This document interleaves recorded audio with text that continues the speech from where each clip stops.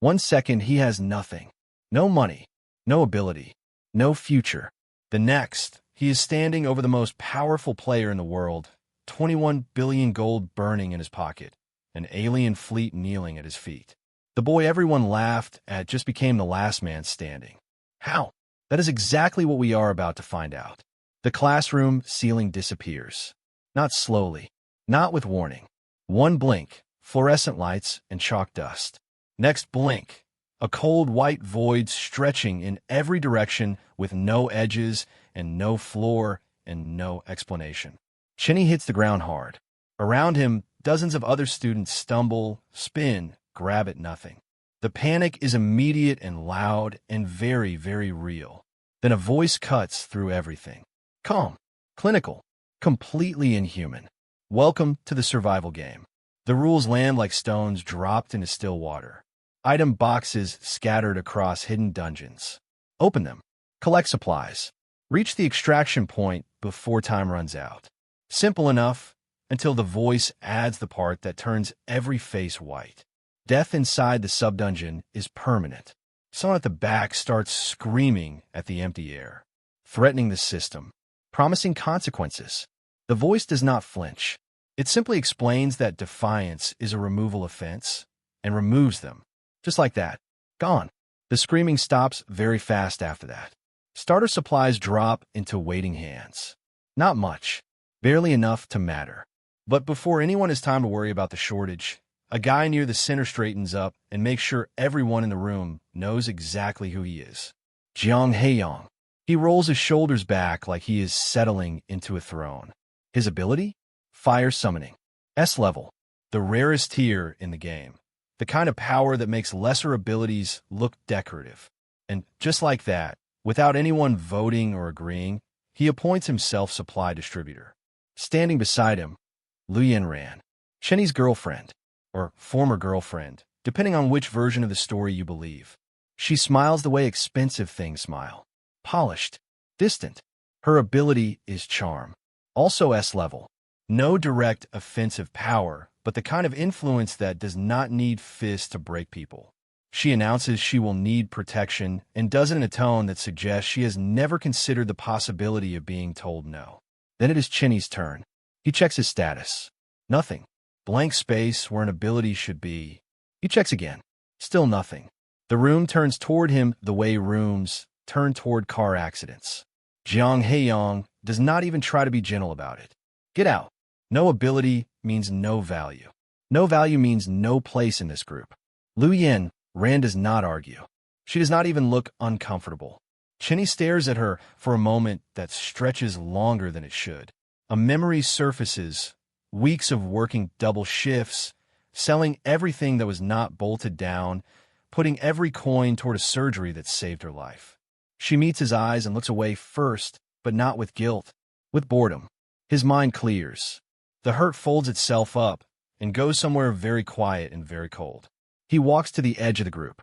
Someone shoves him the rest of the way out. A large guy with blunt hands and a B-level ability that gives him just enough confidence to be cruel about using it. Chinny hits the dungeon floor alone. For about 30 seconds, that is genuinely everything. Just a young man with empty hands in an unfamiliar maze with monsters somewhere in the dark and a countdown ticking in his head. Then something happens. Deep in his chest, like a second heartbeat kicking in, something wakes up. A voice only he can hear. Warm and precise and not at all ominous. Congratulations, host. Special ability activated, clairvoyance. He blinks. The dungeon in front of him looks the same. It does not. Item boxes glow faintly at the edges of his perception. Not all of them. Not yet. But within a 20 square meter radius, he can see straight through every container at ground level and below. Screwdrivers, compressed food, bottled water, green tier items worth small amounts. Nothing incredible, but he knows exactly which boxes to open and which to leave.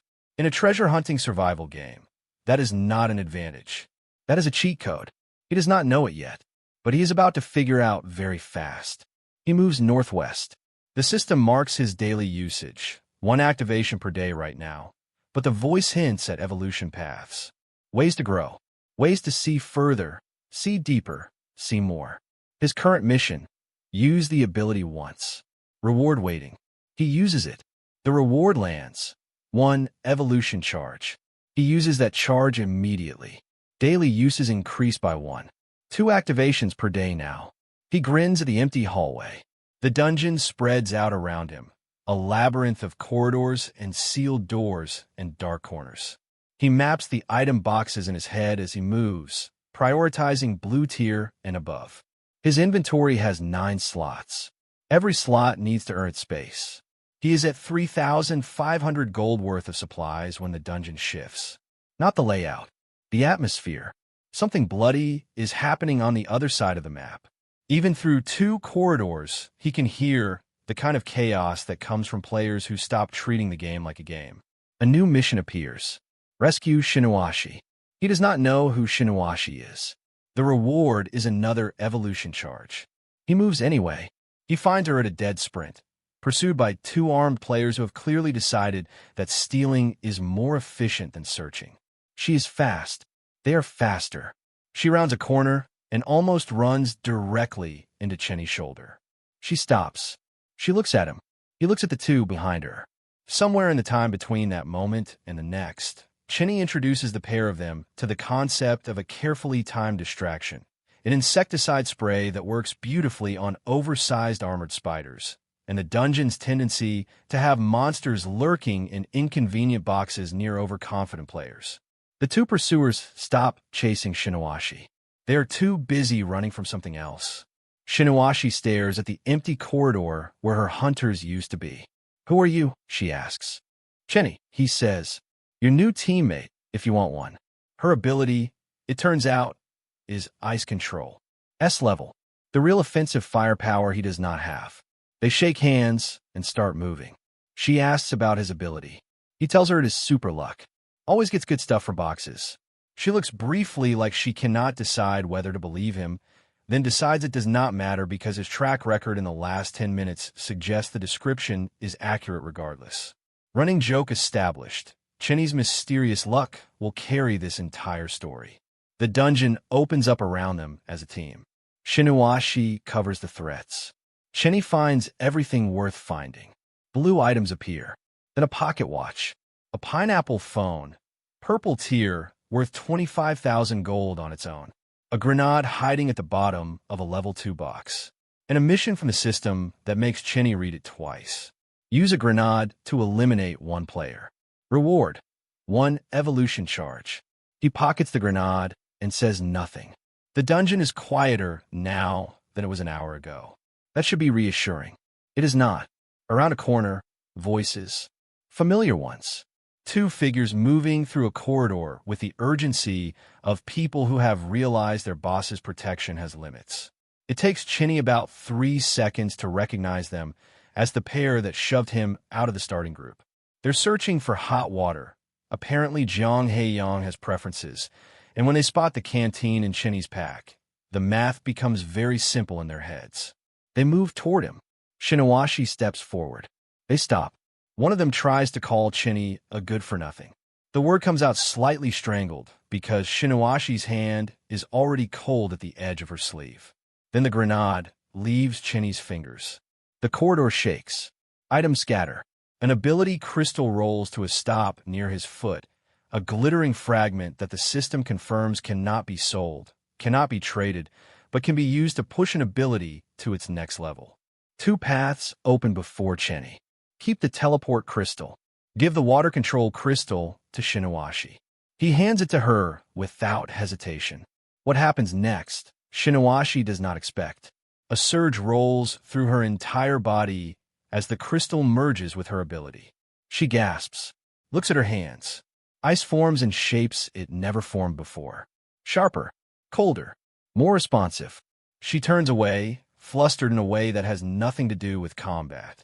Chenny looks at the ceiling with great personal dignity and moves on. They are pushing past 70,000 gold in combined supplies when the system announces it. A special airdrop landing somewhere in the northeast, accessible to all players, containing items nobody else in the dungeon has seen yet. Every player with working ears starts moving toward the same coordinates, including Jiang Haeyang. He arrives at the location first, flanked by players whose expressions have practiced the specific blankness of people paid or charmed into loyalty. He sees Chenny. His eyes narrow. He makes the mistake of assuming this will go the way it went at the start. "Hand over the airdrop," he says, "and I might decide not to make an example of you." Chenny tilts his head. Or, he says, "We could compete for it." "Fair game."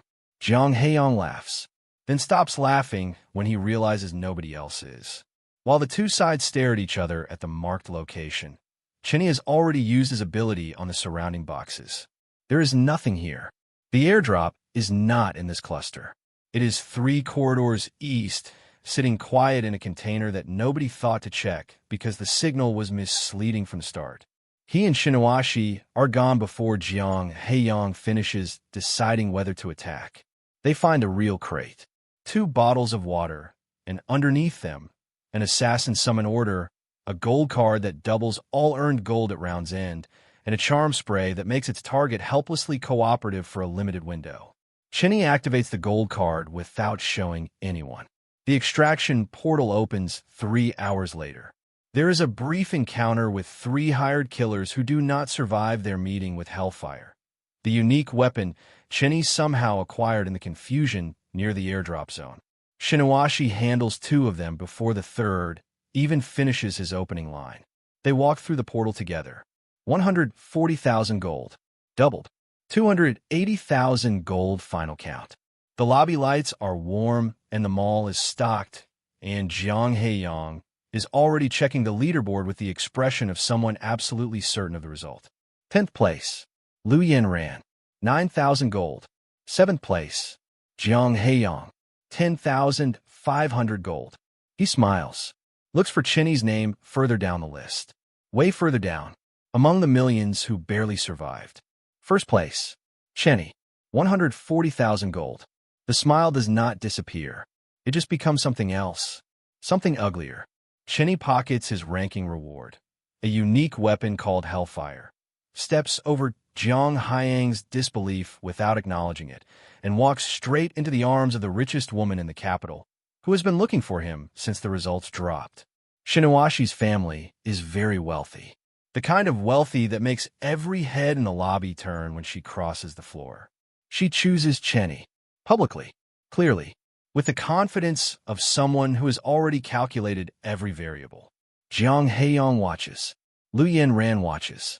Elder Sia of the Azure Dragon Squad, the most powerful special organization in Dragon Nation, watches and makes a decision. The invitation arrives before Chenny reaches the exit. He does not hesitate. Neither does the story. The Azure Dragon Squad's headquarters does not waste space on comfort. Every surface says purpose. Every face says you earn your place here. Chenny and Shinuashi walk in side by side. The captain, Wei, greets them with a crisp formality that stops exactly 1 inch short of warmth. The vice captain, Manhwa, is warmer, visibly curious in a way she does not quite manage to hide. Then there is Liu, a squad member whose first impression consists entirely of skepticism delivered in increasing volume. A B-level lucky person and an ice wielder, he says, like he is reading a list of grocery items nobody ordered. What exactly was Elder Sia thinking? Nobody answers him. Nobody needs to. I bet you already know what Chenny is thinking right now. Nothing. He has already moved on. The pre-round briefing reveals something that shifts the mood in the room without announcement. Several major families have defected to enemy nations. The Lin family, their son already ranked 5th on Dragon Nation's leaderboard, has been secretly working for Eagle Nation. The Bai family, and the Zhang family. The Zhang family. The captain says it carefully. Chenny does not flinch. He already knew what Jiang Heiyang was. Now he has the organizational chart to prove it. 2 days later, round 2 begins. The sub-dungeon drops around them like a stage collapsing inward, a dense indoor map full of tight corridors and overlapping danger zones. Chenny's clairvoyance has evolved. His range is the same, but he has more daily activations to burn and a sharper sense of which boxes carry something worth the risk. The system drops a new mission on him almost immediately. Minimum collection this round, 100,000 gold. He exhales. Last round he got 140,000 in a dungeon where he barely knew what he was doing. He is significantly better now. The first major find is a gas mask, not a cosmetic item, but a functional one. Durability-based, designed to block poison mist damage. In a dungeon where the system has not told him the full map layout, that is an item worth celebrating. He celebrates by immediately finding a replication bag, an item that duplicates whatever is placed inside it, limited only by the bag's own durability counter. He places the gas mask inside. He pulls out 2 gas masks, smiles, places one back in, pulls out 2 more.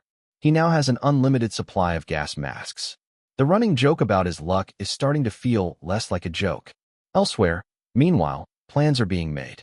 Lin's son, Linson, stands in a dark corridor with Jiang Heiyang and a black market item that pulses with stored energy. A teleportation device. Experimental. Already proven to be lethal. It dropped 2 Azure Dragon members into a poison zone without warning earlier in the round. Now it is aimed at Chenny. Linson speaks in the flat tone of someone who has never failed at anything because he has always had money enough to buy the outcome first. Once he is inside the toxic zone, he says, no ability saves him. Jiang Heiyang smiles. He does not even need to try to look loyal. Back with Chenny, the teleport hits without warning. One step in a safe corridor, next step in a cloud of green haze that smells like burned copper and tastes like the end of the sentence. Shinuashi is beside him. The gas masks go on immediately. 10 seconds later, they are breathing clean air inside contaminated space. 16 minutes before the masks give out. Then the system adds a mission. Rescue a player from the toxic zone. Chenny turns to Shinuashi. She is already pointing. 2 figures through the haze, Manhwa and Liu, the vice captain and the squad member who called Chenny a grocery mistake 2 days ago. Both of them asphyxiating with the particular look of people who have run out of options. Gas masks go on their faces. Hands drag them toward the edge of the zone. Liu cannot quite meet Chenny's eyes on the other side. He tries something that might be gratitude filtered through too much pride. Chenny lets him keep the pride. It costs nothing. The real prize is the level 3 item box sitting inside the toxic zone that nobody else was desperate or equipped enough to reach. Chenny goes back in for it. He pulls out a top-secret document. Orange tier, 120,000 gold in value. And a pen that would be worth 27,000 gold if he ever wanted to sell it. He does not. He wants the next box. And the one after that. The safe zone is shrinking. That is normal. What is less normal is that the boxes inside the shrinking zones are higher tier than anything outside. Higher risk, higher reward.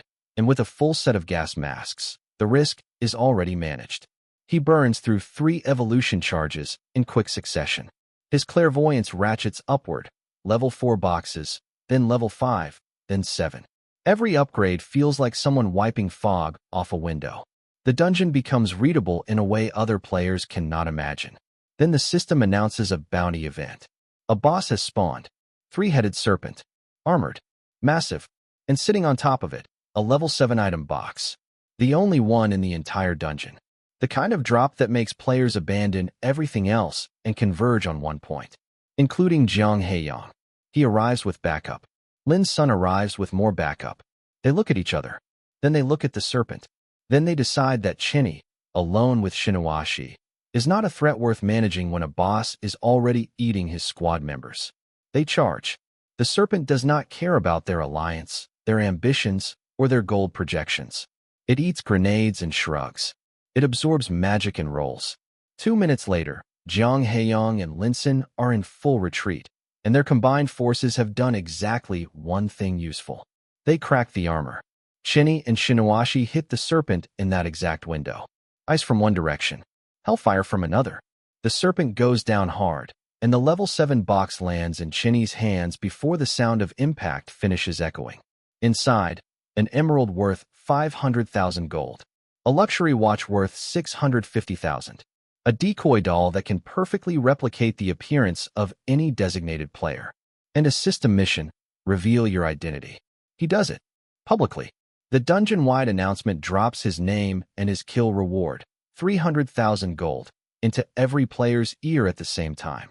Every remaining player in the dungeon is now aware of exactly one target. Chenny grins. He has the decoy dolls. He has the gas masks. He has 40 square meter clairvoyance and an extraction point already marked in his memory. What he does not have is fear. The next 2 hours are not a retreat. They are a masterclass in misdirection. Players converge on empty corridors. Players fight decoy versions of Chinny and Shiniwashi. Players waste their best items on shapes that dissolve into nothing. The real Chinny and Shiniwashi walk to the extraction point at a casual pace, collect the last few boxes on the way, and step through the portal with Linson's borrowed supplies tucked into every remaining inventory slot. Linson, caught in a mob of furious players he himself assembled, does not make the portal in time. 1,650,000 gold. Final tally. The lobby again. The leaderboard again. Third place, Shiniwashi, 420,000 gold. Second place, Jiang Heiyang, 1 million gold, manually inflated by an Eagle Nation data hack that the system apparently allowed. He is already celebrating, already talking about eliminating Chinny's family connections, already telling everyone that nobody in Dragon Nation can match him. Then the announcer reads the top slot. First place, Chinny, 1,650,000 gold. The number does not compute for Jiang Heiyang. He says it is wrong. He says it is impossible. He says the ranking data must be broken. The system disagrees. Elder Sia agrees with the system. Jiang Heiyang promised that if he lost, he would accept punishment. He promised it in front of witnesses and on a recorded leaderboard. He learns now what that means when the person collecting the debt has nothing to lose and zero interest in mercy. The world outside the game has rules too. They are just less honest about being rules. Chinny and Shiniwashi visit a manor in the Binhai district that the Dao's data logs flagged as carrying a hidden reward. They arrive on a private road that belongs, according to a very loud young man named Xiao Yonghang, to the Xiao family specifically and the rest of the world not at all. The encounter starts with an ultimatum, 2 million yen, produced immediately or consequences, and ends with Elder Sia arriving in person, reclassifying the Xiao family as collaborators with the Bai Betrayal Network, and dissolving their entire presence from Dragon Nation in approximately 4 sentences. Xiao Yonghang does not stop begging until he is no longer visible. Inside the manor, a secret passage. Below the passage, a hidden chamber. In the chamber, a voice from the Dao itself, offering Chinny a personal spatial inventory. Roughly 100 cubic meters of private storage space, accessible via a mark on his wrist. Catch: he must extract with at least 5 million gold in round 3 or lose both the space and his clairvoyance ability. 5 million. Shiniwashi looks at him. He looks at the mark on his wrist. He tells her not to worry. She has learned, mostly, to believe him. Round 3 drops them into Yangon Village. An outdoor mid-level dungeon with wooden buildings, narrow lanes, and a sky that looks like it is about to decide something. The system adds a new layer of misery, natural disasters. Appearing 2 hours in. Heat waves, blizzards, violent storms. Half an hour each. The collection target is 500,000 gold. The Dao's private requirement is 5 million. He is already behind before he opens his first box. But he found something the night before the round started. At the special item shop, a blind box event. 500,000 gold per pull. And somewhere in that pool of random outcomes, a 100x critical card. All gold earned multiplied by 100 at extraction. The system does not confirm what is inside blind boxes, except for one specific ability that applies to everything within 20 square meters. Chinny's clairvoyance sees through blind boxes the way it sees through everything else. He picks the right box. He does not open it. He pockets it and smiles and tells Shiniwashi it is a secret. She has absolutely learned not to push on the secret subjects. Meanwhile, across the dungeon, Bai Jinghui makes his appearance. Wheels moving under his chair. Smile moving across his face. He finds Chinny near a cluster of supply crates and delivers exactly the kind of greeting that sounds polite until you parse every word for what it is actually saying. You've made quite a name for yourself, he says. I hope your luck holds. He does not specify what he hopes it holds against. He rolls away before Chinny can ask. Smart, calculating, and connected to the Bai family, one of Dragon Nation's 3 documented trader lines. Bai Jinghui is not here to collect supplies. He is here to destabilize. His method, public opinion. He spreads the story that Chinny and Shiniwashi used a special item to vacuum all high-value supplies out of the dungeon's northeast quadrant, leaving regular players with nothing. He tells it to an audience that is already angry, already frightened, and already primed to believe that someone with Azure Dragon backing is hoarding while they suffer. It works. Temporarily. Players converge. Not on the boss. Not on item boxes. On Chinny. Chinny stands in the middle of it and waits 3 seconds. Then the natural disaster event triggers. The sky tears open. Not a metaphor, literally. Something vast and many-legged drops from a crack in the air above the village and lands with a sound that ends several sentences permanently. Monster disaster. Bai Jinghui's assembled mob stops advancing on Chinny and starts advancing on the exit in an extremely different emotional register. Several of his most vocal supporters discover that their enthusiasm for confrontation does not extend to creatures that cannot be reasoned with. The beast has a shield. The system confirms it can only be broken by a single hit exceeding 1 million damage. The math on that is discouraging for most players. Chinny has adrenaline, attack power boosted by 500% for 10 minutes. He has Hellfire. He has Shinuashi's ice working beside him. The shield shatters. The beast goes down. The dungeon goes quiet. Bai Jinghui, watching from a safe distance, feels the public's mood reverse direction completely. Items distributed from the beast's drop pool go directly to the players who were, until 4 minutes ago, calling Chinny a bandit.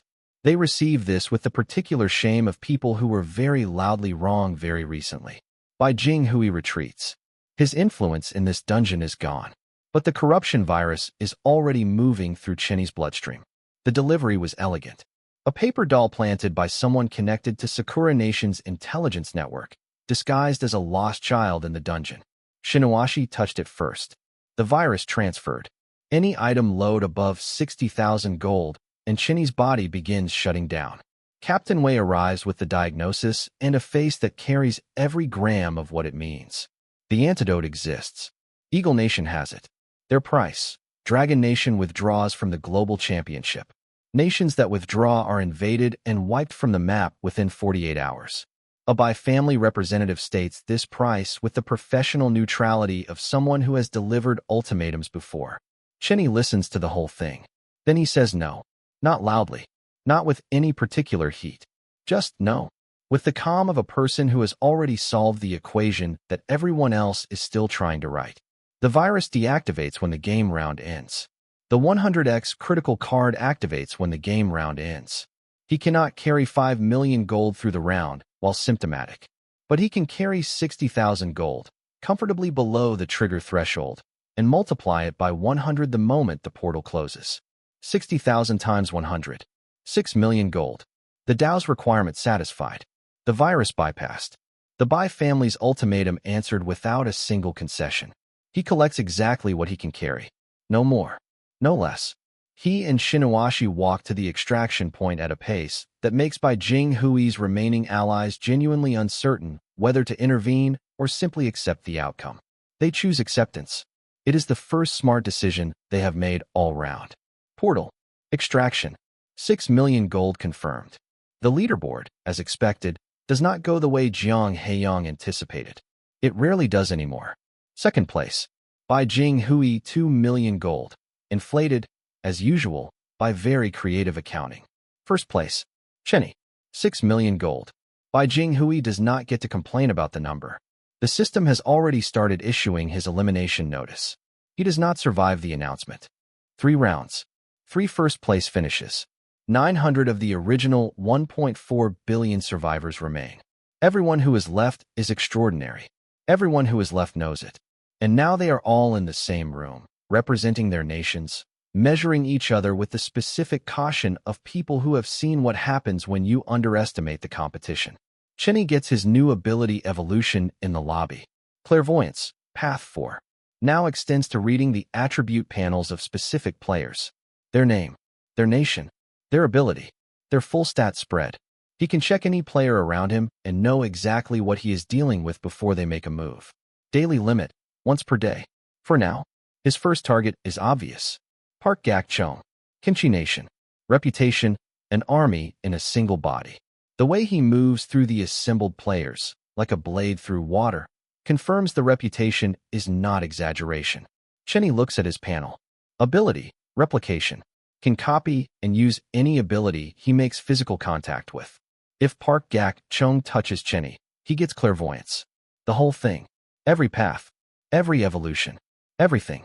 Chenny buys something from the black market merchant who appears near the staging area with the cheerful energy of someone who has never worried about being in the wrong place. Chronic poison. Each ability activation reduces the user's maximum HP by 50%. It will not show up on the target's panel. It activates on skin contact.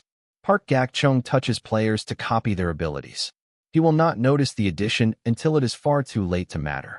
Chenny finds an excuse to brush past him in a corridor. The transfer is invisible. Round 4 opens inside a children's playground. Wide open spaces, bright colors, deeply inappropriate for the level of violence about to occur. The new rule, $50 assassins in disguise, hunting whoever currently carries the most valuable items. Chenny and Shinuashi do not go looting immediately. They step into Chenny's personal spatial inventory, that private pocket dimension, and watch from safety while other players trigger the assassins, fight the assassins, lose items to the assassins, and generally thin out the competition on their behalf. We'll pick up the pieces when the dust settles, Chenny tells Shinuashi. She is getting more comfortable with his strategy. She stops asking why. She just watches the item boxes glow gold through the spatial barrier. Park Gak-chung finds them eventually. He has already copied 3 other players' abilities and absorbed enough power to feel invincible. He copies Chenny's clairvoyance on contact, or tries to. The ability transfers. So does something else. He opens his new clairvoyance. Uses it. His maximum HP cuts in half. He uses it again, chasing the advantage. Cuts in half again. He does not understand why he is dying. He has never been this close to 0 before. He has never encountered a limitation he could not compensate for. The system eliminates him before he understands what happened to him. The announcement drops across every player's feed. Kimchi Nation representative eliminated. Punishment begins. The alien fleet does not wait to be asked. The footage from Kimchi Nation's territory looks like something out of nightmares. The remaining players watch it with the specific attention of people who are reminding themselves exactly what losing means. Elsewhere, Eagle Nation strategist, Scott, watches the same footage and makes a calculation. Chenny is too unpredictable to defeat through conventional means. His ability is unknown, officially B-level luck, but no B-level ability explains his results. Something else is operating underneath the listed skill. Something that sees. Scott develops an ability shackles weapon. A red-tier item, identical in appearance to any other red-tier item, that permanently seals its bearer's ability upon touch. He plants it in a high-value chest and sends his agents to ensure Chenny finds it naturally. Elsewhere, Chenny's clairvoyance has evolved again. Skill 3, reveal hidden attributes of all items. He looks at the glowing red item in the box his agents planted. Its surface says major reward. Its hidden layer says something completely different. Ability shackles, planted by Scott, will seal the bearer's powers permanently. He picks it up anyway. He gives it to Shinuashi. Seal it, he says. She encases it in ice so deep the object's mechanics cannot activate. Then she places it in Chenny's spatial inventory. I have a feeling, he says, this will be useful later. I bet you already know he is right. The extraction point ambush is waiting for them. 30-plus players assembled by Scott, positioned around every exit, coordinated through private channels Chenny cannot monitor. He knows about the ambush because his clairvoyance covered the entire dungeon layout hours earlier. He does not avoid it. He walks toward it. Shinuashi looks at him like he has finally lost the plot. Then she sees what he has set up on the approach.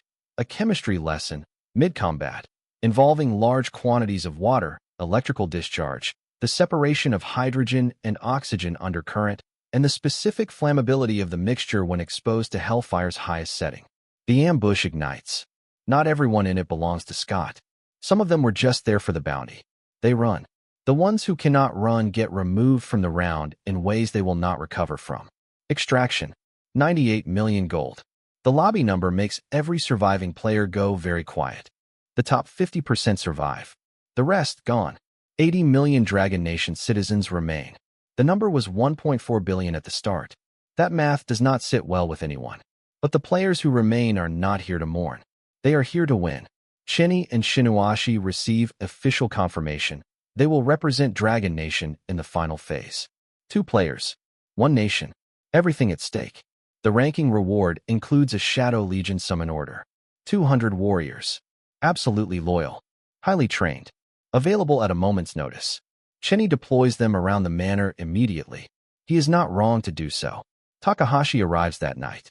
Sakura Nation's top strategist. Polished. Precise.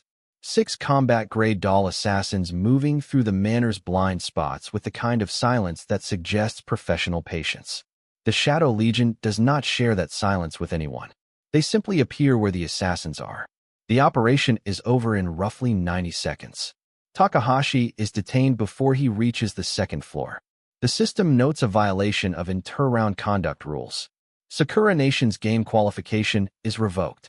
The punishment is severe enough that Kimchi Nation's elimination, which everyone thought was the worst thing they had seen, starts looking like a mild consequence by comparison.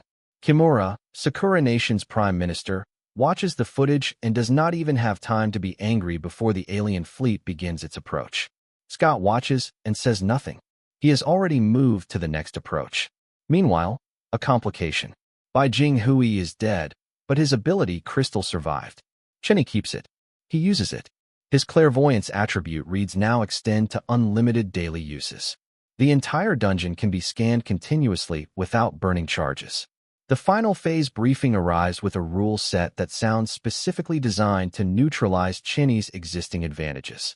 The Labyrinth of Eternal Night. No map. Random spatial reshuffling every 2 hours. Pure grid space with directional distortion built in. In other words, a maze that changes itself. Navigation advantage, gone. Item locations, reshuffled. Progress, constantly reset. Unless you can see the distortions coming before they happen.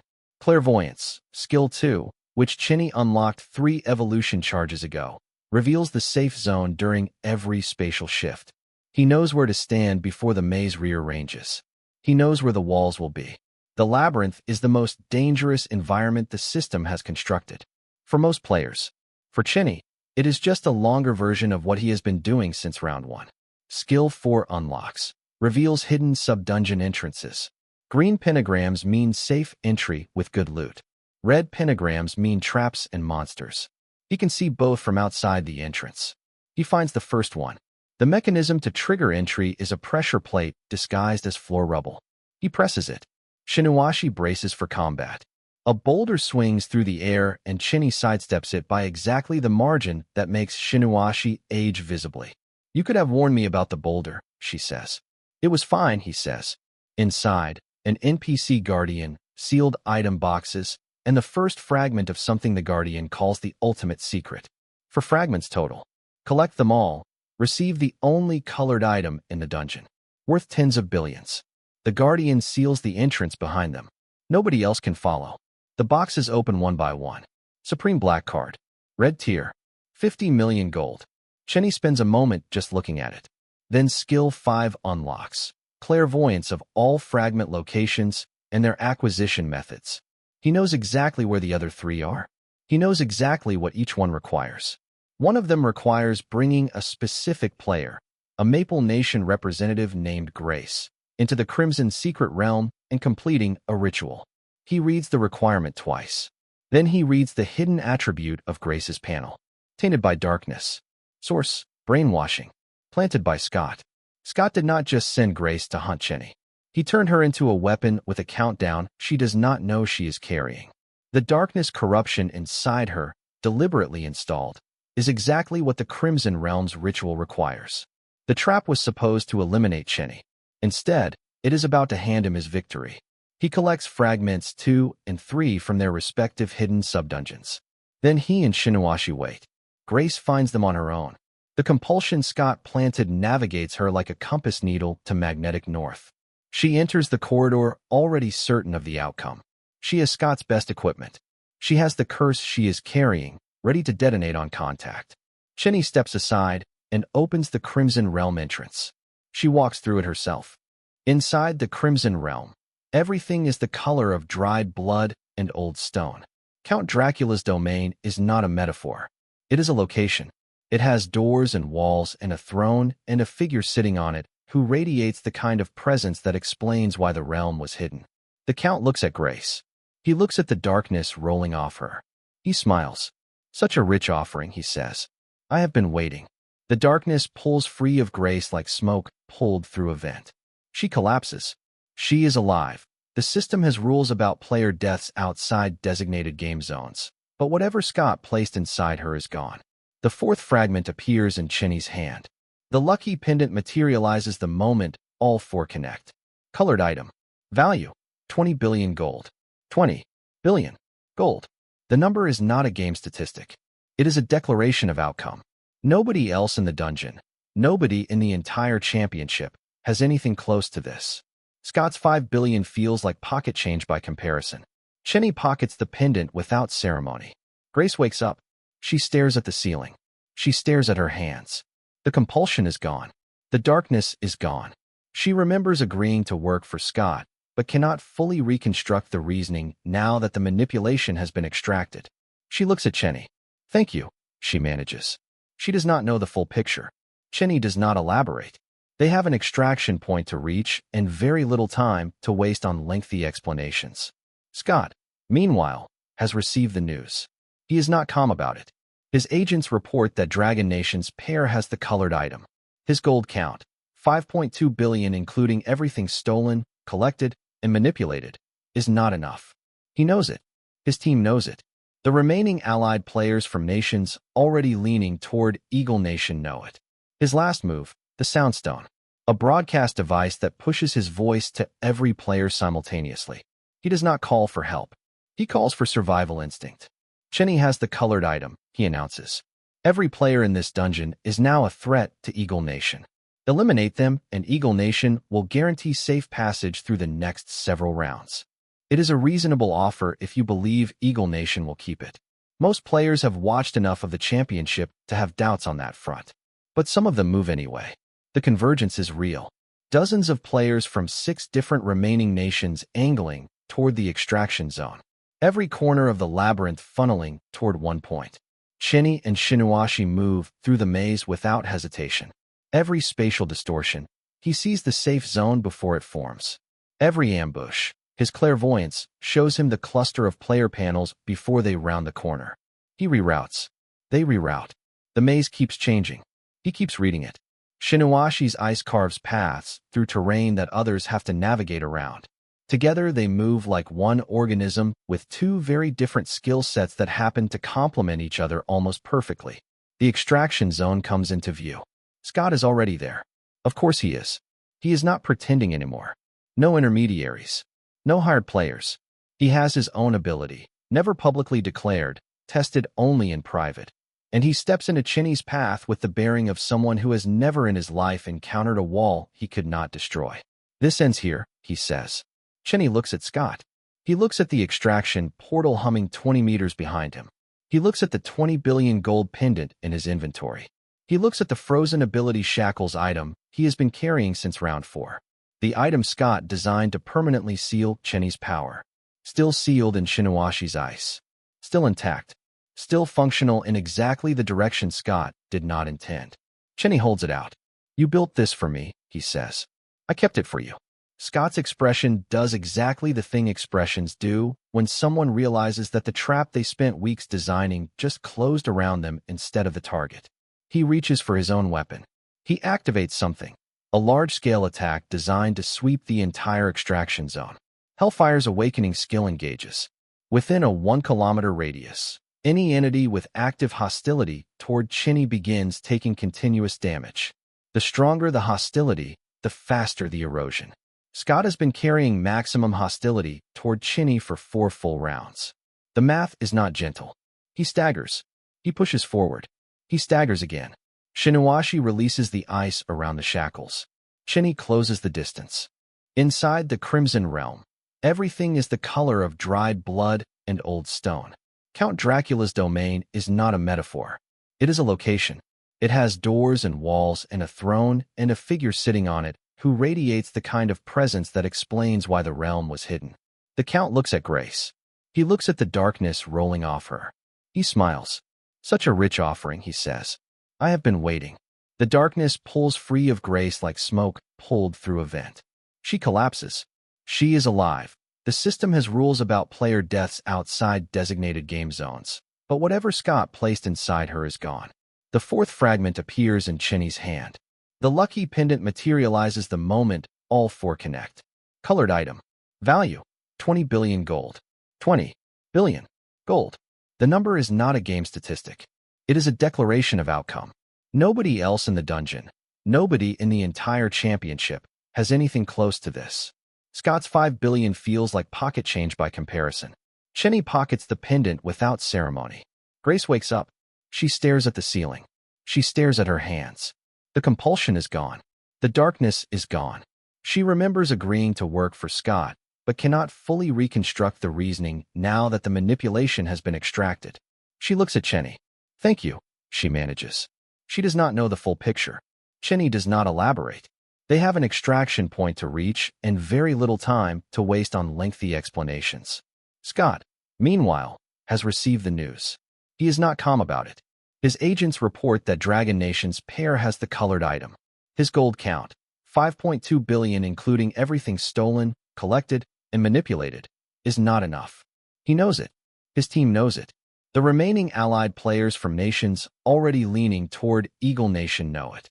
His last move, the Soundstone, a broadcast device that pushes his voice to every player simultaneously. He does not call for help. He calls for survival instinct. Chinny has the colored item, he announces. Every player in this dungeon is now a threat to Eagle Nation. Eliminate them, and Eagle Nation will guarantee safe passage through the next several rounds. It is a reasonable offer if you believe Eagle Nation will keep it. Most players have watched enough of the championship to have doubts on that front. But some of them move anyway. The convergence is real. Dozens of players from 6 different remaining nations angling toward the extraction zone. Every corner of the labyrinth funneling toward one point. Chinny and Shinuashi move through the maze without hesitation. Every spatial distortion, he sees the safe zone before it forms. Every ambush, his clairvoyance shows him the cluster of player panels before they round the corner. He reroutes. They reroute. The maze keeps changing. He keeps reading it. Shinuashi's ice carves paths through terrain that others have to navigate around. Together they move like one organism with 2 very different skill sets that happen to complement each other almost perfectly. The extraction zone comes into view. Scott is already there. Of course he is. He is not pretending anymore. No intermediaries. No hired players. He has his own ability, never publicly declared, tested only in private. And he steps into Chinny's path with the bearing of someone who has never in his life encountered a wall he could not destroy. This ends here, he says. Chinny looks at Scott. He looks at the extraction portal humming 20 meters behind him. He looks at the 20 billion gold pendant in his inventory. He looks at the frozen ability shackles item he has been carrying since round 4. The item Scott designed to permanently seal Chinny's power. Still sealed in Shinuashi's ice. Still intact. Still functional in exactly the direction Scott did not intend. Chinny holds it out. You built this for me, he says. I kept it for you. Scott's expression does exactly the thing expressions do when someone realizes that the trap they spent weeks designing just closed around them instead of the target. He reaches for his own weapon. He activates something, a large-scale attack designed to sweep the entire extraction zone. Hellfire's awakening skill engages.